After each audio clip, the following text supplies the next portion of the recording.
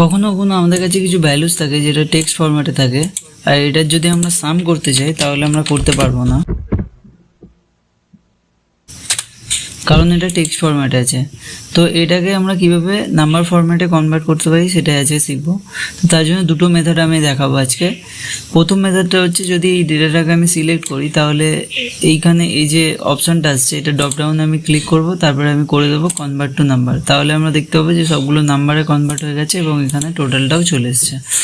এছাড়াও আরও একটা উপায় আছে, সেটা হচ্ছে আমরা কোথাও এক জায়গায় একটা এক লিখতে পারি কোনো একটা সেলে, সেটাকে কপি করব, এই যে যেখানে আমি করতে চাই যেগুলোকে আমি নাম্বারে কনভার্ট করতে চাই সেগুলোকে সিলেক্ট করব, এরপর আমি প্রেস করব অল্ট ES ভি প্রেস করলে আমার এখানে ভ্যালু সিলেক্ট হয়ে যাবে। এরপর আমি এখানে মাল্টিপ্লাই সিলেক্ট করে দেবো, তারপর আমি করব ওকে।